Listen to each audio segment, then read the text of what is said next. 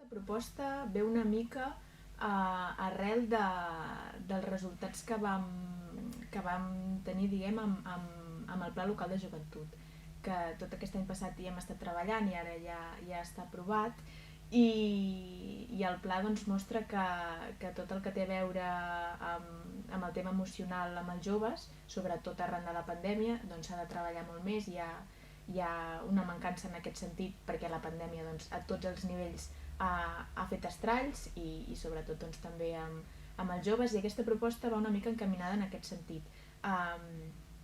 Són diferents tallers que són online, però tot i ser online són tallers experiencials, vull dir que són molt pràctics, i podríem dir que és una mena d'art teràpia, no? Perquè servirà per conèixer-se un mateix i per connectar amb un mateix i aprendre a expressar-nos més enllà de la comunicació verbal, no? Al final, a vegades expressar-se en paraules pot arribar a ser complicat, sobretot també en determinades edats.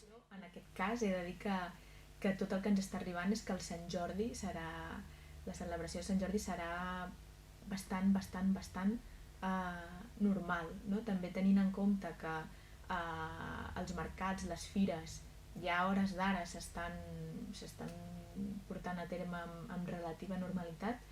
Tot sembla indicar que Sant Jordi també. Per tant, nosaltres treballarem en aquest sentit i intentarem recuperar tot el que forma part d'un Sant Jordi normal. Estic pensant en ballades de sardanes, estic pensant en presentacions de llibres, amb les paradetes, amb tot plegat. Tot sembla anar cap aquí i com sempre tot el que es pugui fer ho farem.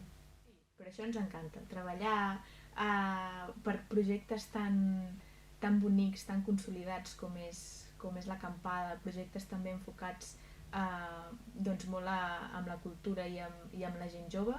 No ens fa cap mena de mandra ni por treballar en aquest sentit.